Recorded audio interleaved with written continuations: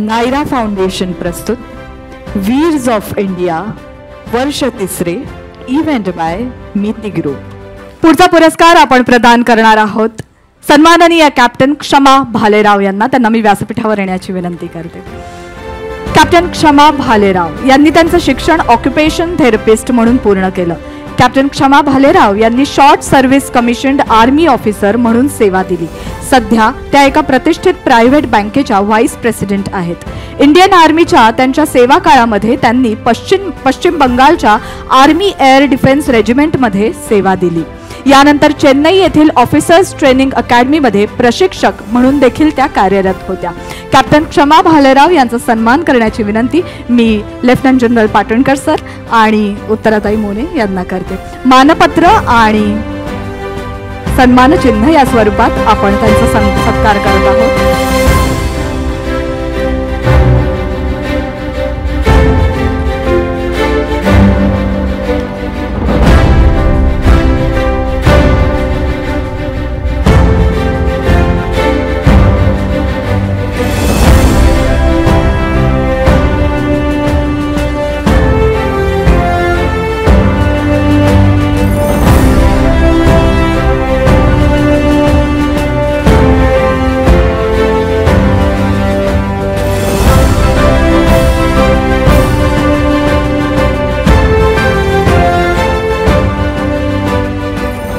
Patankar sir आणि उत्तराताईंना विनंती आपण स्थानापन्न होऊ शकता।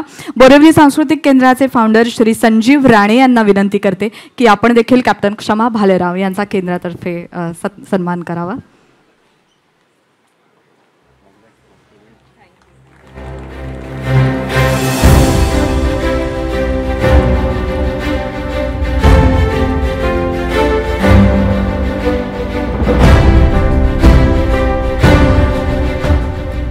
भालेराव मॅडमना विनंती की आपल्या समोर आलेली आव्हानं आणि आपल्या शॉर्ट सर्व्हिस कमिशन ऑफिसर म्हणून आपल्याला आलेले अनुभव याबद्दल आम्हाला सांगावं।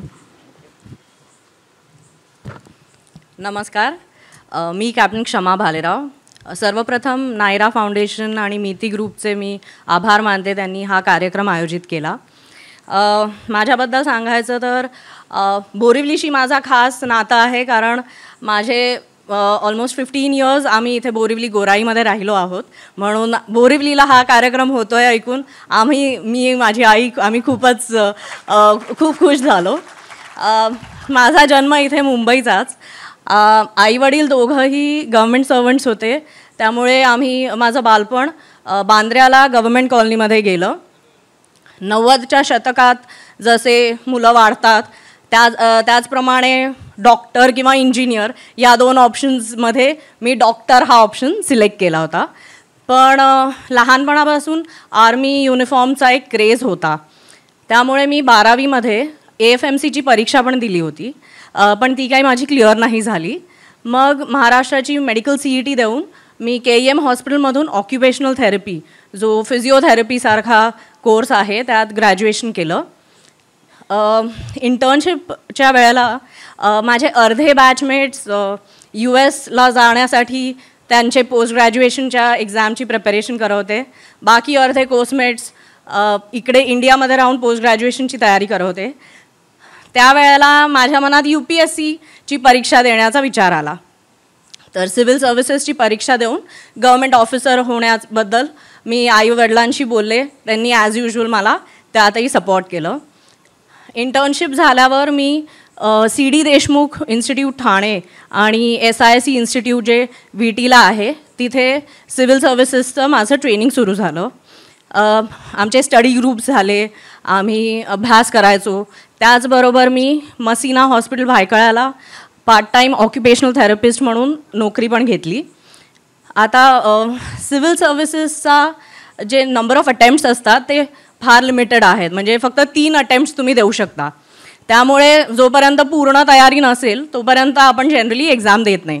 पण परीक्षेची प्रॅक्टिस म्हणून आम्ही UPSCच्या बाकी परीक्षा द्यायचो। तसंच कंबाईंड डिफेन्स सर्व्हिसेस ही जी आर्मीसाठी एक्झाम असते ती मी दिली आणि लकीली ती मी क्लिअर झाले। रिटन एक्झाम दिल्यावर SSB आणि मेडिकल बोर्ड पण क्लिअर झालं। मग ती जी लहानपणीची इच्छा होती की आर्मी जॉईन करण्याची त्याच्यासाठी परत एक संधी मिळाल्यासारखी झाली. आईवडिलांनी परत माझ्या या निर्णयाला पण सपोर्ट केलं आणि मुंबईतली आईवडिलांची एकुलती एक लाडावलेली मुलगी 1 वर्षाच्या आर्मी ट्रेनिंगसाठी चेन्नईला पोचली. आता तिकडे गेल्याबरोबर आमचे सगळ्यांचे हेअरकट करून टाकले. तर तो मिलिटरी कट जो 0 कट असतो तो करून लेडी कडेट आणि जेंटलमॅन कडेटमधला फरक आर्मीने नाहीसा केला. तो एवढा नाहीसा केला की 3 महिन्यानंतर जे आमचं पहिली आमची सुट्टी होती त्यात चेन्नई एअरपोर्टला आम्हाला चेकिंगसाठी पुरुषांच्या लाईनकडे वळवत होते. मग आम्हाला आय कार्ड दाखवून त्यांना अशी खात्री पटवून द्यावी लागली की आम्ही मुली आहोत. एवढा करून मुंबईला लँड झाले तर आईवडिलांनी पण ओळखले नाही. असो, आता ह्या ट्रेनिंगमध्ये आम्ही खूप गोष्टी शिकलो. म्हणजे तिकडे आर्मीचं ट्रेनिंग तुम्हाला आधी आत घेतं, तुम्हाला पूर्ण तोडून टाकतं आणि तुमच्यातून एक नवीन माणूस, नवीन व्यक्तिमत्व बनवतं. तर त्यात रनिंग, स्विमिंग, पॅराग्लायडिंग, जुडो, वेगवेगळे खेळ जसं व्हॉलीबॉल, बास्केटबॉल हे केलं. त्याच्याबरोबर 40-40 किलोमीटरचे रूट मार्चेस केले आणि त्याबरोबरच भरपूर अभ्यास पण केला. तर हे सगळं करत असताना 1 वर्ष निघून गेलं आणि मी एअर डिफेन्स युनिटमध्ये कमिशन झाले. कमिशनिंगनंतर 4 आठवड्याची जी सुट्टी असते त्यात माझं लग्नही झालं. त्यामुळे आईवडिलांबरोबरच माझ्या नवऱ्यानी आणि माझ्या सासूबाईंनी पण मला खूप सपोर्ट केलं, खूप एनकरेज केलं. मग माझं युनिट जे आहे ते वेस्ट बेंगॉलमध्ये पानागड नावाच्या एका ठिकाणी होतं. आता पानागड हे बहुधा फणा ह्या शब्दावरूनच आलं असेल, कारण तिकडे जागोजागी साप निघायचे. कधी कपाटातून निघेल, कधी ॲक्टिवाच्या चाकातून निघेल, कधी शूजमधून निघेल.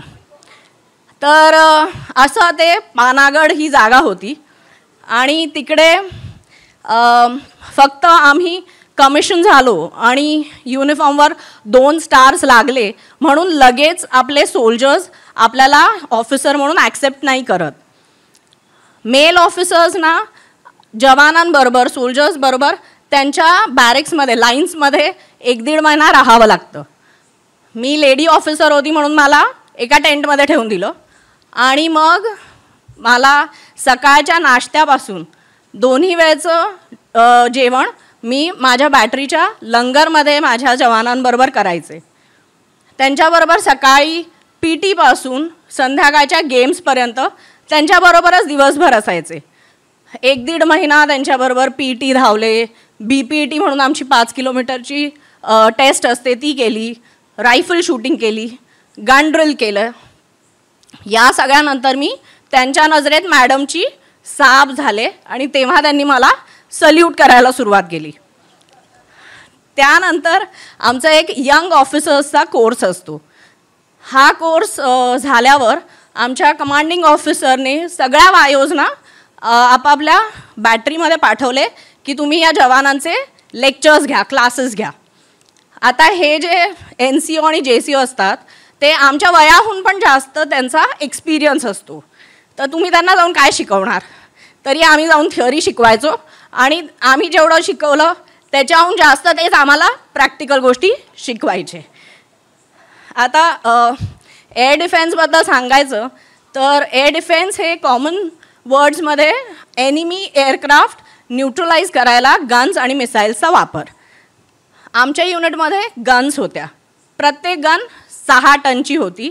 ती ऑपरेट करायला 6 जवान लागायचे. त्याची एक वेगळी गन ड्रिल असायची आणि गन्सची ॲक्युरसी वाढवायला रडार्स होते. तर अशा सगळ्या Gunners, radar operators, radio operators या सगळ्यांबरोबर भरपूर आम्ही पण शिकलो. त्यांच्याबरोबर भरपूर एक्सरसाइजेस केले. ईस्टर्न कमांडमध्ये डिप्लॉईड असल्यामुळे आसाम आणि बाकी नॉर्थ ईस्टमध्ये बऱ्याच फेऱ्या व्हायच्या. अशीच एक आमची ड्युटी होती जेव्हा काही जवानांबरोबर मी आसामला जात होते. आता पानागडवरून गुवाहाटीला आम्ही ट्रेननी संध्याकाळी पोचलो. स्टेशनच्या समोर सैनिक आरामगृह आहे, तिकडे आम्ही रात्री थांबून पुढचा प्रवास दुसऱ्या दिवशी कॉन्वॉयने करणार होतो. सगळं ब्रीफिंग झालं, प्रत्येकजण आपापल्या रूममध्ये गेला आणि मी माझ्या खोलीत नवऱ्याबरोबर फोनवर बोलत होते. अचानक एक ब्लास्टचा आवाज झाला. तो ब्लास्टचा आवाज माझ्या नवऱ्याला पण फोनमध्ये ऐकू आला. मी खिडकीतून बाहेर बघितले तर गुवाहाटी स्टेशनवर धूर येत होता आणि खूप गोंधळ चालू होता. बाहेर पडले, कळलं की बॉम्ब झाला आहे. मी पटकन फोन ठेवला, नवऱ्याला सांगितलं मला माझ्या जवानांचं चेकिंग करावं लागेल, सगळे अकाउंटेड फॉर आहेत की नाही. पटकन माझ्या सावला फोन केला, सगळ्यांना बोलावलं, अकाउंटिंग केलं. लकीली सगळे सुखरूप होते. पण या सगळ्यामध्ये 2-3 तास गेले आणि मग 3 तासांनी मी जेव्हा माझ्या नवऱ्याला फोन केला तेव्हा कळलं तो बिचारा एवढा टेन्शनमध्ये बसला होता फोनची वाट बघत की नक्की काय चालू आहे तिकडे, त्याला बिचारायला काही आयडिया नाही. असंच अजून एक एक्सपिरियन्स म्हणजे आमच्या युनिटनी एक हिस्टॉरिक अचीवमेंट केली की 8,000 फुटावर आम्ही गन्स डिप्लॉय केल्या. तर हे आमच्या युनिटनी अचीव केलं आणि त्या डिप्लॉयमेंट ट्रूपमध्ये मी लीडर होते. त्यामुळे मला त्या गोष्टीचा पण अतिशय आनंद आहे.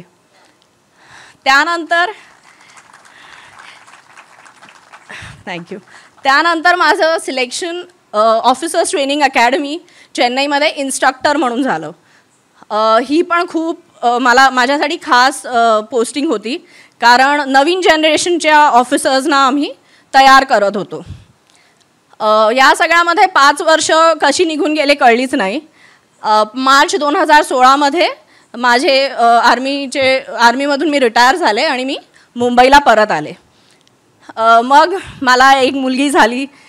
ती 1 वर्षाची झाल्यावर मी प्रायव्हेट बँक एक जॉईन केली आणि आत्ताही फॅमिली सपोर्टमुळे माझा नवरा, माझ्या सासूबाई, माझी आई त्यांच्या सपोर्टमुळे मला माझे 7 वर्ष झाले आहेत सेकंड इनिंग्समध्ये. तर जसं गोखले सरांनी पण आधी सांगितलं की आर्मी लाईफने खूप काय शिकवलं. सगळ्यात महत्त्वाची शिकवण आहे चॅटवूड क्रेडो, जो प्रत्येक कॅडेट अकॅडमीमध्ये शिकतो की सर्वप्रथम आपण आपल्या देशाचा विचार करायचा. त्यानंतर आपण जे ट्रूप्स लीड करतोय, ज्या जवानांना लीड करतोय त्यांच्या सेफ्टीचा विचार करायचा आणि सगळ्यात शेवटी स्वतःचा विचार करायचा. तर हा चॅटवूड क्रेडो फक्त डिफेन्स फोर्सेसनीच फॉलो करावा असं गरजेचं नाही. आपण नॉर्मल सिटिझन्स पण जर प्रत्येकाने आपले काम प्रामाणिकपणे केले आणि फक्त भारताच्या प्रगतीचा विचार केला तर अजून खूप प्रगती आपण अचीव करू शकतो. याबरोबर मी आपला निरोप घेते. थँक्यू.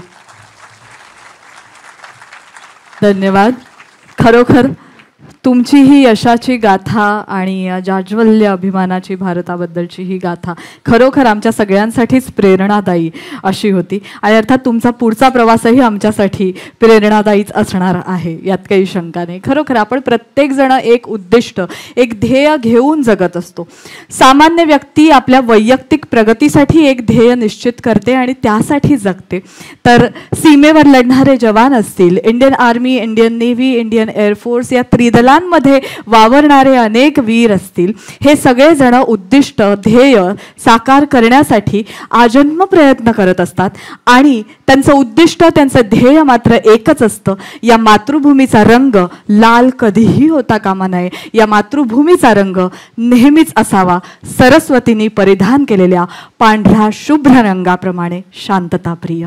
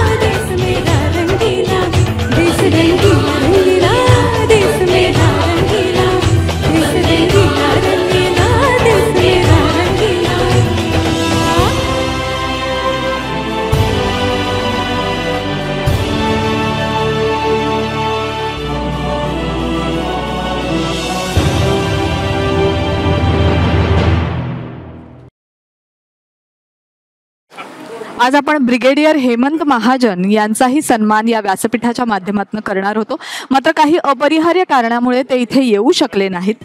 ब्रिगेडियर हेमंत महाजन यांनी संरक्षण अभ्यासात MSc MPhil हे शिक्षण पूर्ण केलं. जुलै 1973 मध्ये इंडियन मिलिटरी अकॅडमीमध्ये ते रुजू झाले. 1975 मध्ये कमिशन ऑफिसर म्हणून उत्तीर्ण होऊन 7 मराठा लाईट इन्फंट्रीमध्ये ते नियुक्त झाले. युद्ध सेवा मेडल तसंच अनेक प्रतिष्ठित पुरस्कारांनी त्यांना आजवर सन्मानित सन्मानित करण्यात आलेलं आहे. ब्रिगेड कमांडर म्हणून ऑपरेशन रक्षक अंतर्गत ते पूंछ, सुरणकोट, राजौरी, कृष्णा घाटी सारख्या सेन्सिटिव्ह भागांमध्ये कार्यरत होते. त्याचबरोबर ते उत्तम लेखक सुद्धा आहेत आणि अनेक त्यांची पुस्तकं प्रकाशित झालेली आहेत.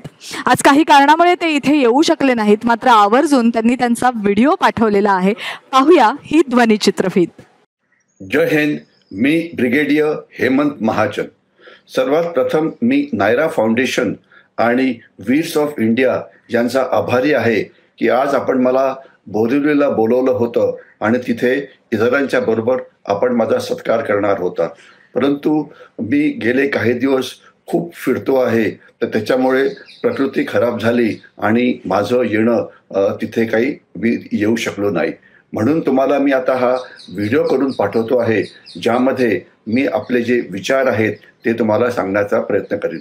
सर्वात प्रथम या फाउंडेशनचं आपण कौतुकच करायला पाहिजे, कारण शूरवीर जे असतात या देशामध्ये नेमके शूरवीर कोण, नेमके हिरोज कोण याच्यावरती आपण लक्ष केंद्रित करायला पाहिजे. कारण काही वेळा क्रिकेट, सिनेमा, क्राईम, सेलिब्रिटीज यावरती जास्त लक्ष केंद्रित केलं जातं आणि जे खरोखर हिरोज असतात त्या हिरोजला आपण पुरेसं लक्ष देत नाही. तोपर्यंत प्रश्न आजच्या हिरोजचा आहे. आज आपण जे हिरोज जे आपण चूज केलेले आहेत ते खरोखर अतिशय योग्य आहे आणि आज आता यामध्ये मी फक्त माझ्याविषयी बोलण्याचा प्रयत्न करीन. मी ब्रिगेडियर हेमंत महाजन. माझं जे कुटुंब होतं हे कुटुंब पूर्ण याचा संबंध सैन्याशी फार प्रथमपासून होता.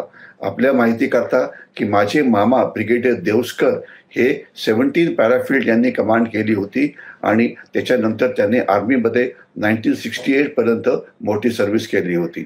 त्याच्यानंतर माझा सख्खा मावस भाऊ लेफ्टनंट विष्णू आठले हा 1962च्या युद्धामध्ये याला वीरगती, आणि हे ठिकाण होतं वॉलॉंग, जे एक खोरं आहे लोहित नदीचं अरुणाचल प्रदेशमध्ये. इथे चीनी सैन्य वॉलॉंगची जी ॲडव्हान्स लँडिंग ग्राउंड आहे ते कॅप्चर करण्याकरता आलं होतं, परंतु तिथे भारतीय सैनिक शूरपणे लढले आणि आपण 20 दिवस चीनला तिथून पुढे जाऊ दिलं नाही आणि यामुळे चीनचा तिथे पराभव झाला आणि चीन मग जे आसामचं प्लेन्स आहे तिकडे येऊ शकले नाही.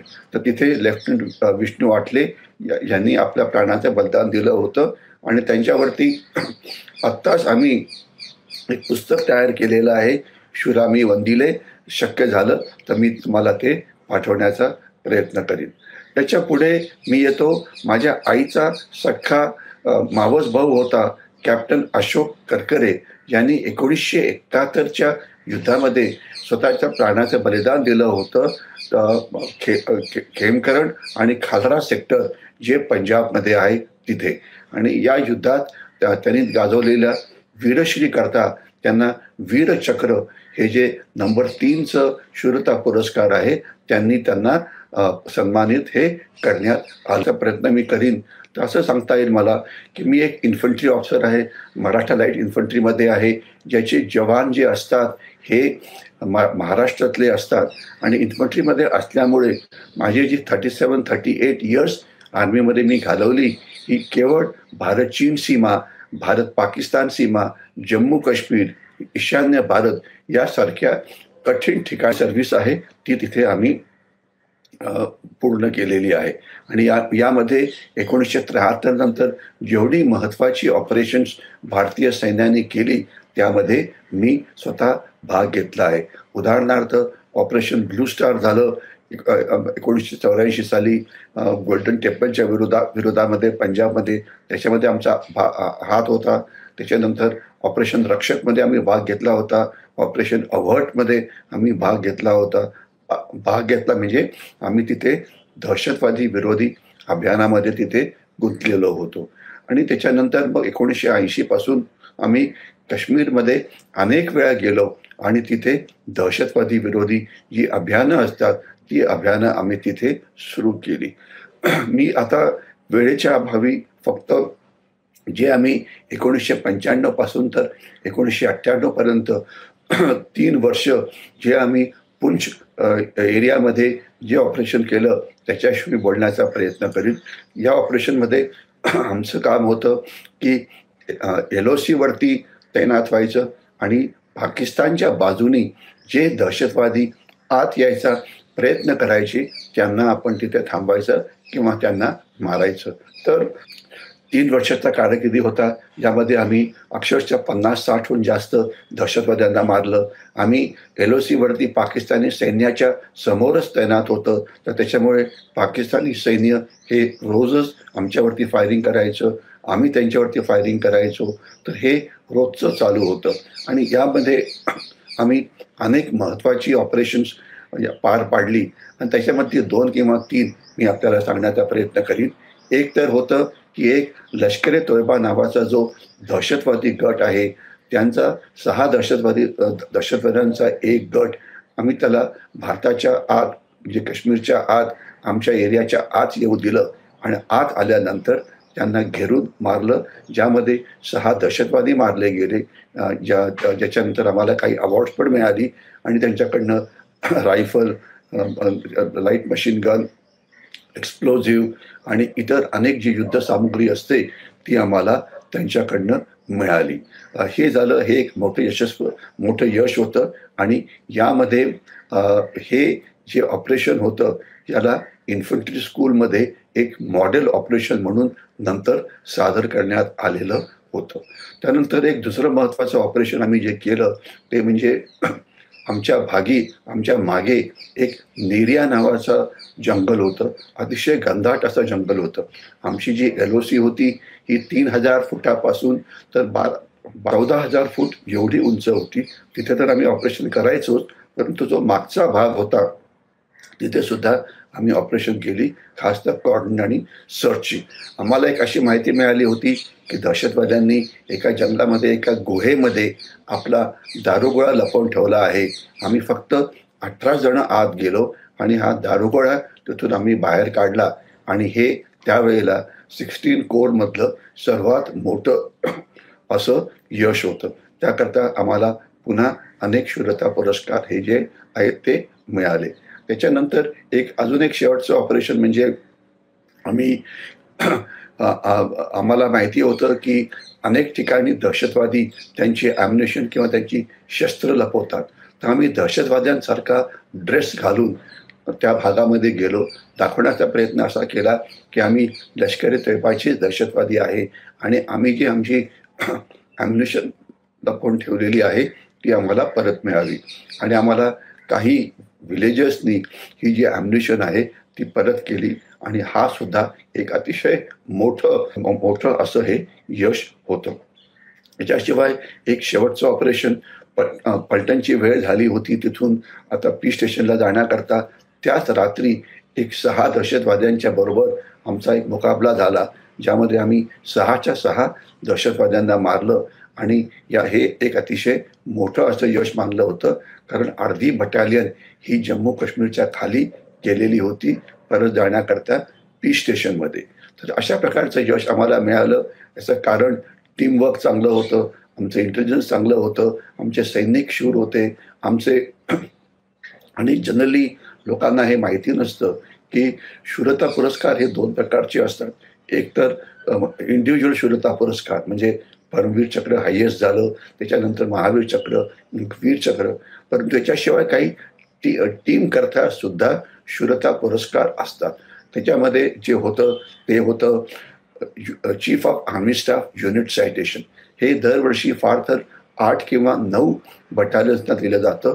ते आम्हाला 1998 साली मिळालं.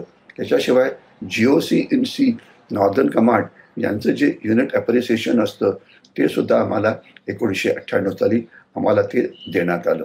आणि त्याच्याशिवाय मला स्वतःला युद्धसेवा मेडल हे जे एक मोठं शूरता पुरस्कार आहे त्यांनी पुरस्कृत करण्यात आलं. आणि याच्याशिवाय मला 2 commendation card he chief of eastern command, chief of northern command आणि सेंट्रल कमांड यांच्याकडनं मिळाली होती. याच्यानंतर मी पुन्हा एकदा काश्मीरमध्ये आलो कृष्णा घाटी या भागामध्ये. तिथे सुद्धा आम्ही खूप ऑपरेशन केली आणि त्यामध्ये मला एकच सांगता येईल की एका ऑपरेशनमध्ये आम्ही दहशतवादी एकत्र मारले आणि त्यामध्ये आमचा एक officer late major James Thomas हा त्याच्यामध्ये तो शहीद झाला, तर त्याचं कौतुक करायला पाहिजे. आणि त्या वर्षीचं जे हायेस्ट अवॉर्ड आहे हे मेजर जेम्स थॉमस 10 सिखेलाय याला मिळालं. तर अशा प्रकारे आम्ही आमच्या टेन्युअरमध्ये खूप दहशतवादी मारले, पाकिस्तानी सैन्याशी पुष्कळ मुकाबला केला. त्याकरता चांगली बाब अशी आहे की या सगळ्या लढाईमध्ये आम्ही आमचे सैनिक मात्र फारसे गमावले नाही. ते त्याच्याकरता आमचं कौतुकच व्हायला पाहिजे. कारण जर आपण रक्त सांडून जर यश मिळवत असू तर ते अर्थात चांगलं नसतं. तर ते खूपच चांगलं झालं, याच्याविषयी मला अभिमान आहे. आणि आज सुद्धा आता मला रिटायर होऊन 16 वर्ष पूर्ण झालेली आहे, परंतु अजूनसुद्धा 7 मराठाचे जवान ऑफिसर्स हे सगळे 1 जानेवारीला एकत्र येतात. आणि आत्ताच आम्ही कोल्हापूरमध्ये भेटलो होतो आणि पुन्हा एकदा आम्ही आमच्या जुन्या आठवणी जाग्या करतो. आणि हे जे आपण चांगलं काम केलेलं आहे हे पुढच्या ज्या पिढ्या असतात त्यांच्याकडे ते पास आउट केलं जातं. खरं मी असं काही फार मोठा कवी नाही आहे किंवा फार मोठा वक्ता नाही आहे की ज्याला वीरश्रीपूर्ण असं भाषण करता येईल, परंतु मी अगदी सिंपल शब्दामध्ये सांगण्याचा प्रयत्न केला की आम्ही आमच्या जे 37 वर्षे मी जे सैन्यामध्ये होतो 1973 पासून तर 2009 पर्यंत, त्यात आम्ही काय केलं याच्याविषयी मी आपल्याला थोडक्यात सांगण्याचा प्रयत्न केला. आणि मला याच्यापुढे एवढंच म्हणता येईल, मला अजून खूप बोलता आलं असतं परंतु वेळेचा अभाव आहे, म्हणून मी एवढंच सांगेन की आज माझा मुलगा सुद्धा माझ्याच बटालियनमध्ये 7 मराठा लाईट इन्फंट्रीमध्ये काश्मीरमध्ये काम करतो आहे. आणि त्याला आत्ताच आर्मी डेच्या संबंधामध्ये चीफ ऑफ आर्मी स्टाफचं कमेंडेशन कार्ड हे मिळालं होतं. याच्याशिवाय माझा जावई मेजर शंतनू घाटपांडे हा जो फाईन अँड गुरखा रायफल्समध्ये आहे आणि जो सध्या मणिपूरमध्ये तैनात आहे, त्याला सेना मेडल गॅलंट्री हे आता 15 ऑगस्टच्या निमित्ताने मिळालं होतं. म्हणजे थोडक्यात आमची जी सैन्यातली जी परंपरा आहे ती चालूच आहे. आणि आता जरी मी रिटायर्ड झालो असलो तरी सैन्यातलं माझं जे आयुष्य होतं ते पुन्हा एकदा मी माझ्या मुलाच्या डोळ्यातनं किंवा जावयाच्या डोळ्यातनं किंवा मुलीच्या डोळ्यातनं किंवा सुनेच्या डोळ्यातनं किंवा बायकोच्या डोळ्यातनं बघत असतो. पुन्हा एकदा मी न्यारा फाउंडेशन आणि वीर्स ऑफ इंडिया यांचा आभारी आहे की आज आपण मला तुमच्याकडे बोलवलं आणि माझा सत्कार केला. मला ते अनफॉर्च्युनेटली तब्येत खराब असल्यामुळे मला तिथे येणं शक्य झालं नाही, परंतु त्यातल्या त्यात मी एक व्हिडिओ तुम्हाला पाठवण्याचा प्रयत्न करतो आहे, ज्यामुळे तुम्हाला थोडक्यात आम्ही गेल्या 37 वर्षामध्ये काय केलं हे दिसू शकेल. जय हिंद. पुढचा पुरस्कार प्रदान करण्यासाठी मी व्यासपीठावर पुन्हा एकदा आमंत्रित करते आजच्या कार्यक्रमाचे प्रमुख पाहुणे lieutenant general Vinayak Patankar sir आणि मिती ग्रुपच्या व्यवस्थापकीय संचालिका उत्तराताई मोने यांना. हा पुरस्कार आपण प्रदान करत आहोत लेफ्टनंट कमांडर विजय नायर यांना. त्यांना हा पुरस्कार स्वीकारण्यासाठी व्यासपीठावर येण्याची विनंती. Lieutenant commander Vijay Nair engineer आणि मॅनेजमेंट ग्रॅज्युएट असलेले लेफ्टनंट कमांडर विजय नायर हे नौसेना अकादमीतील commissioned naval officer. Lieutenant commander म्हणून 10 वर्ष सेवा देत असताना अनेक पुरस्कार पदव्यांनी त्यांना गौरवण्यात आलं आहे. उत्तम लेखक, ultra marathon runner, TEDx speaker, fit India ambassador अशी ही त्यांची वेगळी ओळख. अनेक प्रसिद्ध यूट्यूबर्सनी त्यांच्या कार्यक्रमांमध्ये विजयजींना गेस्ट म्हणून बोलवलेलं आहे. To name a few, beer biceps by Ranbir Allahabadia, Raj Shamani किंवा रिपब्लिक टीव्हीवरील मेजर गौरव आर्या शो मध्ये सुद्धा त्यांचा सहभाग आपण पाहिलेला आहे.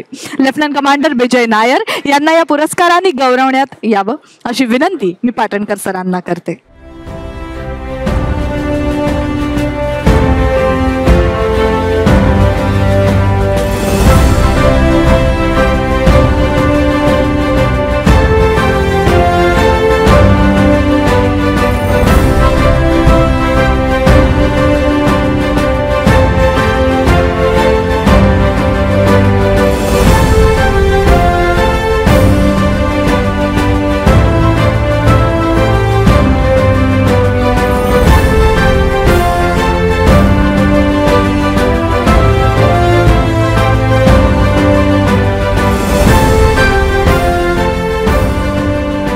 याचबरोबर बोरिवली सांस्कृतिक केंद्राचे जॉईंट सेक्रेटरी श्री हेमंत आशर यांना विनंती करते की बोरिवली सांस्कृतिक केंद्रातर्फे देखील आपण श्री विजय नायर यांचा सन्मान करावा.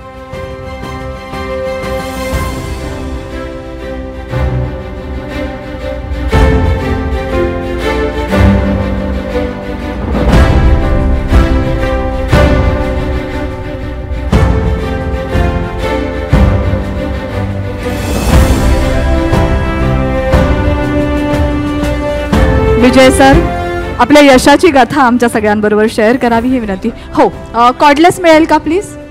हां, आहे सर. जय हिंद एव्हरीवन. जय हिंद एव्हरीवन. थँक्यू.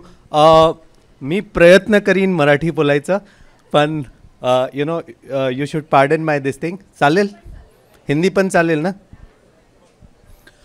सो माझ्यासोबत किती वेळ आहे मला? माझ्याकडे 20 मिनिट बोलू शकतो? ठीक आहे. तर माझ्यासोबत तुम्ही सगळे बोला. मी जे लाईन रिपीट करणार ना ते बोला. तुम्हाला पण खूप छान वाटेल ना. Experience, the experience of experiencing and experience.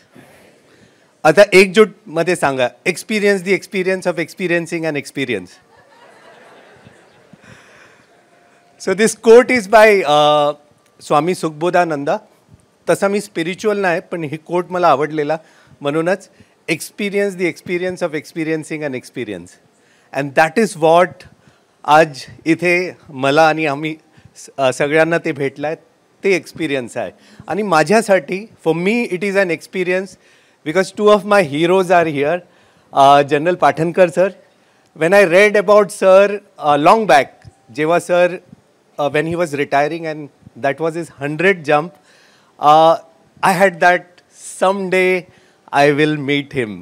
And today is that day. And thank you so much sir. तुम्हाला मानाचा मुजरा sir.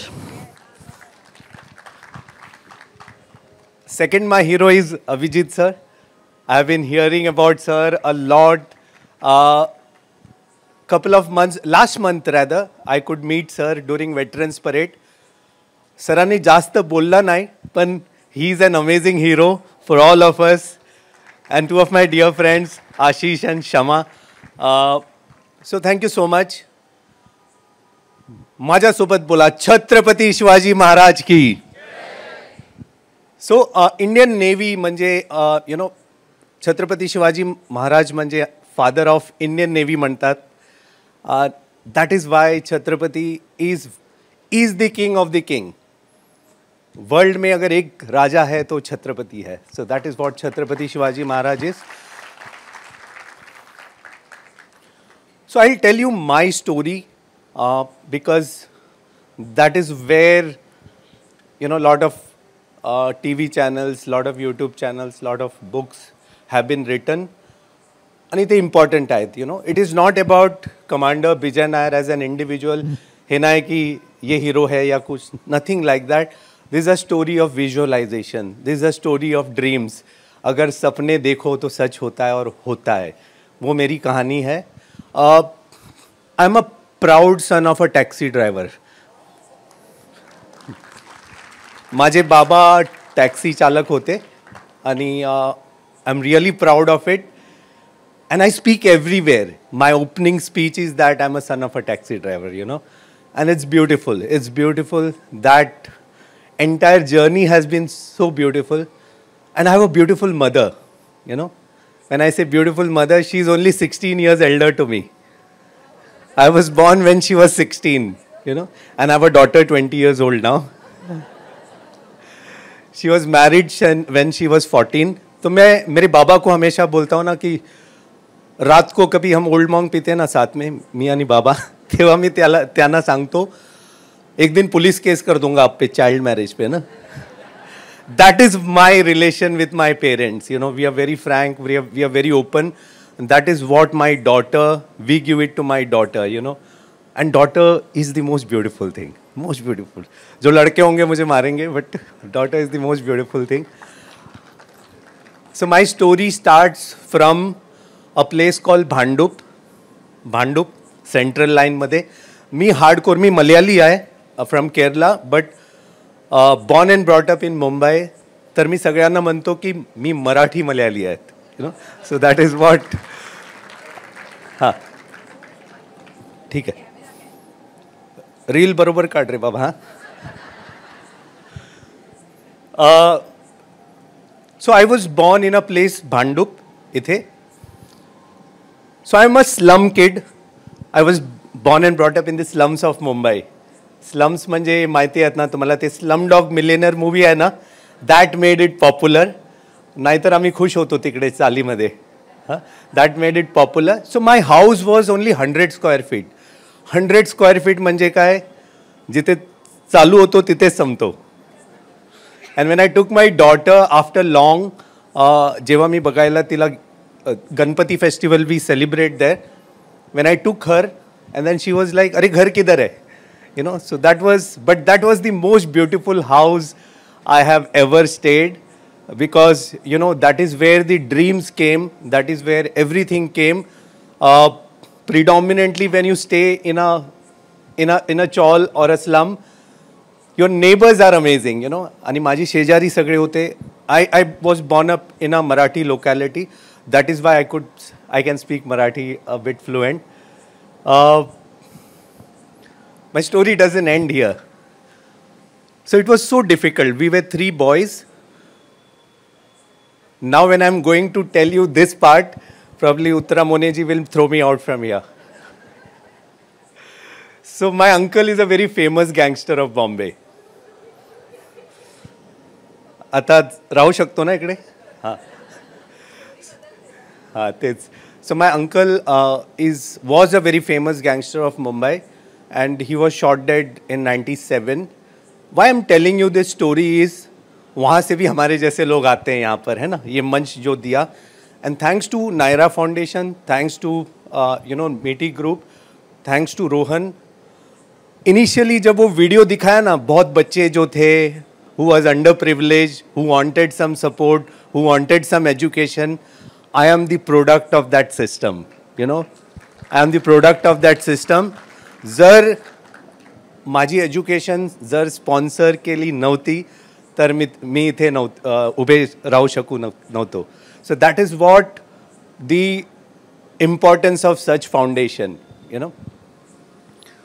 इसलिए बोलते हैं ना, शाहरुख खान की वो मूवी सुनी है, देखी है ना, ओम शांति ओम, देखा है? उसमें एक डायलॉग है, आप किसी चीज को शिद्दत से चाहो तो सारी कायनात एक हो जाती है उसे पूरा करने. ऐसे कुछ नहीं होता है. आप किसी चीज को शिद्दत से चाहो तो आपको ही करना पड़ता हो, है ना. कायनात वगैरह आता नहीं है.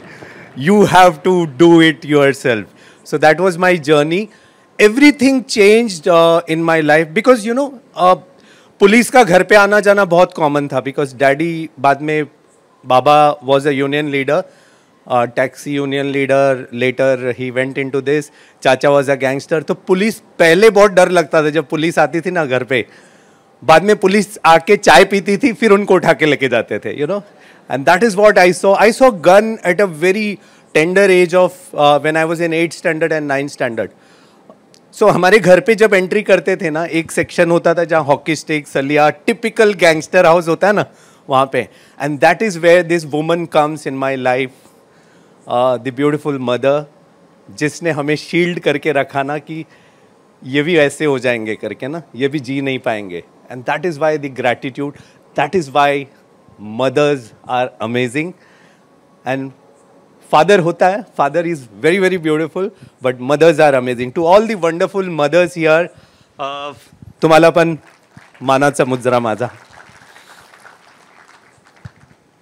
Indian Army was my first love. Indian Army was my first love. Sorry sir, Air Force के लिए नहीं बोला. And that happened because of Shah Rukh Khan. You'll be wondering why. 90s में there was this serial called Fauji. And that changed my life because we had only one channel two channels, DD1 and DD2, है ना. उसमें भी अगर हम Saturday को रामायण देखते थे, Sunday को एक तीर मारते थे तो एक संडे लगता वहाँ पहुँचने ना. दूसरा, today you are in the age of Netflix and other thing, but Shahrukh Khan was that one serial which change my life. And उस दिन से ये था कि ना फौज में जाना है करके. Now when you come from a small place, one is Mumbai itself, जहाँ पे बहुत कम नॉलेज है आर्मी, नेवी, एयरफोर्स का those days. Second is when you come from a small place, तो किसी को कुछ पता नहीं होता. स्कूल से भी किसी को कुछ नहीं पता. कॉलेज में मैं बहुत छोटे स्कूल से हूँ. I am from a very small English medium school. Neither a KV, neither a convent, neither a military school. I come from a school which was run by a trust. छोटा सा school. जो English medium में कोई English नहीं बोलते थे, है ना, आप सब रिलेट करोगे. And I was a typical last bencher, है ना. So I am going to give you one mantra, the deadly combination. That is what, when I speak everywhere, I tell the deadly combination. I am still that. I am an average person, but a hard-working person. The combination of average and hard-working is deadly. Let me tell you that. You know, so school में भी कोई बताने वाला नहीं था कि क्या करना है करके. English was so bad, so bad. You can imagine when I went into 12th standard, junior college होता है ना, 11, 12. So they have that rose day, chocolate day and all, you know, in our colleges, junior college way. And my brother-in-law now, he was my best friend. We did our engineering and all together later. वो मेरे बाजू में बैठता था ऐसे. And rose day, chocolate day में you give flower to this, you know, beautiful looking girl. तभी girl को देते, तभी boys भी देते हैं. That's a different thing. So my brother-in-law used to motivate me ना कि रोज डे में वो लड़की को जाके फूल दे. And so I went with this flower. I'm telling you my English. So I went with this flower to that beautiful girl and I told her ऐसे ना झुक के कि you look handsome करके. That was my English and today I am the author of 8 English books with 1 bestseller. That is the power of visualization. और मेरे brother in law, वो तभी मेरा दोस्त था, उसने जो गलती की उसकी सजा दी. I married his sister later. तो मेरी बेटी अभी भी बोलती है, पापा यार घर जाके बहन को चुरा लिया उसका ना करके. So that is what my bachpan was. And that is the first time we came to know about NDA, national defence academy. It is the most beautiful place to be in. So I went, I gave the exam, I cleared the exam, I cleared the SSB. 5 दिन का interview होता है. End then सपनों का टूटना बोलता है ना, you know, when I told my father that मैं NDA का एग्जाम दे रहा हूँ, तो poor thing he was not knowing, you know, my both parents are 5th standard and 6th standard pass. पहले उनको लगा कि बहुत पैसा देना पड़ता है वहाँ जाने के लिए ना. तो देन आई टोल्ड कि नहीं, वो फ्री में होता है, एक बार सेलेक्ट हो जाएगा ना तो फ्री में हो जाता है. And they give stipends also. उस दिन से वो मेरे पीछे लग गए, अब तो तू जाके रहेगा करके. So I went to, I cleared exam, I cleared SSB, and then the sapno ka tootna jo bolta hai na, that happened because our lives are always like this. Our life will never be like this. Our life will always be like this, you know. वहाँ गया तो I was medically out. आज तक मैं चश्मा नहीं पहनता हूँ, but I was out for that eye thing, you know, and everything crashed. Especially when you come from, when you know that this was your destiny. And I still regret, though I am from INA, Indian Naval Academy, but somewhere वो है कि I am not from NDA, sir. Sir is an NDA, ex-NDA. So that happened. So when I came home, सारा काया पलट हो जाता. आज के ज़माने में डिप्रेशन नाम का चीज़ होता है ना, हमारे सब लोग बोलते हैं मैं डिप्रेस्ड हूँ करके. हमारे ज़माने में डिप्रेशन नहीं होता, एक मार होता है ऐसे. स्कूल कॉलेज में अगर टीचर्स मारते हैं तो घर पे भी मारते हैं, क्योंकि वो लोग ने क्यों मारा करके, you know. So there was no scope for depression, there was no scope for anything. It was कि आपको जिंदगी जीना है करके, you know. And life is so beautiful, life is so beautiful. That is what I tell all youngsters कि ना जिंदगी जीनी चाहिए. We have only one life. When I came home, next best thing was to do engineering. Engineering का fees 4,000 रुपये होता था तभी. And you know, my father used to get 3,000 rupees per month, and 3 बच्चे थे. So that is where the trust like Rohan's. So I am जो Lion Club, Rotary Club. So I am sponsored by a institute called NASIO. So they sponsored my education 4 years, and last 20 years I have been sponsoring 4 students every year for engineering, because that is what is the circle of life, you know. मेरे जैसा बंदा यहाँ तक पहुँचा नहीं तो कहीं encounter में मर गया होता अभी तक, है ना. तो अगर मैं यहाँ पहुँचा हूँ तो मेरा हक बनता है कि और किसी का लाइफ बनाऊँ. And that is what sir all of us should do. All of us should do some part. हमारे पुरानों में भी कहा है ना कि charity, that is by charity. So people like us can stand here. Then I went for engineering. और बोलते हैं ना एहसान फरामोश एक वर्ड होता है, वो मैं हूँ. क्योंकि जैसे इंजीनियरिंग में क्या, I forgot that I am sponsored candidate. तो इंजीनियरिंग में जाओगे तो you know hostel life, you are free from your parental shackles and all. वहाँ पर पहुँचे, फर्स्ट टाइम किसी ने सिगरेट पिलाया सुट्टा बोलकर, है ना, hostel life. End you will not believe this, engineering में 8 पेपर होते हैं एक सेमेस्टर में. तो फर्स्ट टाइम फेलियर पता चला, 5 पेपर उड़ गए. I failed in 5 papers, 8 papers में. That is why I am average जो बोलता हूँ ना. Second semester I failed in 5 more papers.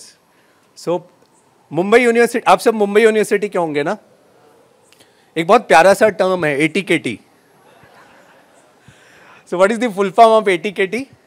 Allowed to keep. पण मराठीमध्ये आम्ही काय म्हणतात ना, आता तरी कधीतरी. So Mumbai university such that कि जब तक आपको नहीं लगे आप पढ़ते रहो, जिस दिन आपको लगे आप बेशरम हो निकल जाओ करके, है ना. So second year I carried 16 paper, 5 and 5. Second year 3 more, in third semester 3 more in fourth semester. So 16 KT, 16 KT, you know. That is where the advantage of not having educated parents come. कितना बेशरम होना मैं कि papa mummy पूछते तो बोलते हाँ जा रहा हूँ, थर्ड ईयर में हूँ करके, है ना, पता नहीं क्या चल रहा है करके. And there the destiny changed. So life has got goals and all of us, you know, changed there. मेरे कॉलेज में थर्ड ईयर में एक नोटिस आया कि join Indian navy as a technical officer. Requirement is last 4 semester first class. And that is, I believe in a superpower called whatever religion we follow. फौज में हम एक ही religion follow करते हैं, सर्वधर्म जिसको बोलते हैं. So we have a superpower there, and that superpower will intervene every time and every time. वहाँ पर फर्स्ट टाइम ऐसे लगा ना कि फिर से गोल मिल गया, बिकॉज NDA तो निकल गया था. And trust me, I left the hostel, I stayed with a ताई देयर. एक फैमिली ने मुझे वहाँ पे अडॉप्ट किया था करजत में. आई वॉज स्टेइंग विद them and I cleared 16 KTs with a first class in 5th semester, you know. Not because पढ़ाई में अच्छा हुआ एंड ऑल, सब बॉर्डर में मिले थे मार्क्स, 1-2 सब्जेक्ट में अच्छे मिले. Because my goal was to write that Navy exam again, you know, and luck would have been I cleared that. फिर से SSB clear हुआ, फिर से medical में गए. That was the year 98, and medical K time, that is where Air Force officer comes, sir. That medical officer was from Air Force, और again you know बहुत दिल के करीब. He was an officer from Sangli. Again Maratha, है ना, Marathi. So उस दिन अच्छे mood में आए थे सर सुबह ना. ही वॉज लाइक ऐसे देख के बोला कि there is a border case, but घर से अच्छे मूड में आने का फ़ायदा मिला मुझे. And then I got cleared in my medical and I was all India rank 4 that year. So why I am telling this story in between this is because सपने देखना चाहिए. सपने हमारे जैसे बच्चे भी निकलते, where everyone lose hope. That is where the, you know, the power of belief, power of vision come. Very interesting, छोटा सा और एक स्टोरी. भांडुप के बाद आता है कांजूरमार्ग. हाउ आर्मी से नेवी में कन्वर्ट हुआ. भांडुप के बाद आता है कांजूरमार्ग. कांजूरमार्ग में there is a naval colony. तब तक नेवी से कोई प्यार नहीं था. सो हम पीछे स्लम्स में रहते थे ना, तो Sunday activity use to be उनके कॉलोनी में जम मार के क्रिकेट खेलना, है ना. एंड 20 में एक बार पकड़े जाते, और उस दिन जिस दिन पकड़े जाते उस दिन you know like you will be standing there and doing all sort of, पूरा करतब करते थे. बंदर को जैसे मदारी नचाता है ना, वहाँ नचाते थे हमें, जो जिसको भी पकड़ता. And one such incident we got caught. 3 of us got caught. बाकी लोग निकल गए, जो स्मार्ट लोग थे निकल गए, हमारे जैसे जो स्लो लोग थे पकड़े गए. And that change my life, because उस दिन there was a naval officers around there. एक जिप्सी आई, उसमें से एक आदमी निकलता है, सफ़ेद कपड़ा, सफ़ेद पैंट, सफ़ेद जूते, सफ़ेद बेल्ट, सिल्वर बक्कल, यहाँ मेडल, यहाँ ये टोपी, Ray Ban. And that was the time I said माँ कसम प्यार हो गया करके, है ना. Though I am not a gay but I fell in love with him that day. And that is where the destiny. कभी मन में उस दिन सोचा ना कि कभी तो ऐसे ही यहीं उतरूँगा कांजूरमार्ग में. and that happened 22 years later. वैसे ही उतरा वहाँ पर, वही ग्राउंड पर जहाँ पर मुर्गा बना था.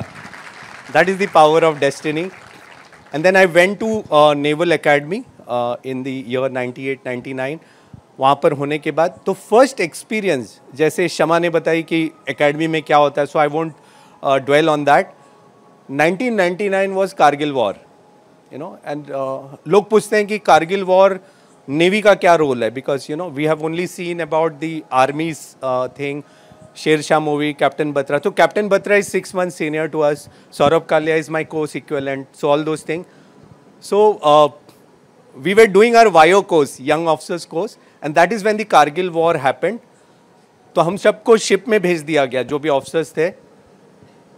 End when I went to ship, मेरी एक ही खुशी थी कि ना बॉम्बे में जहाज है करके, western naval command. So we have western naval command, eastern naval command, southern naval command और एक पोर्ट ब्लेयर का अंडमान का जो है वहाँ पर.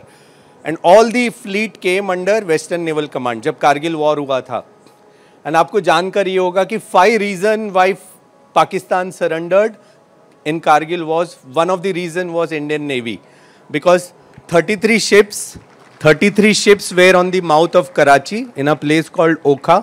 33 ships, एडमिरल सुशील कुमार. और हमने दुनिया को बोल दिया ना कि वहाँ तो आर्मी आपको मार ही रहा है, एयरफोर्स मार रहा है, यहाँ पे हम भी ठोक देंगे करके, है ना. We announce this to the world. And that is what happened. Pakistan के सारे जहाज अपने पोर्ट में थे. And when I joined ship, I still remember next day morning, it was a rainy season. Ship was to cast off to Okha. पहली बार जहाज में जा रहा था. पहली बार जहाज में आप जाओगे ना, you are seasick, something called seasick. आप वॉमिट करते हो.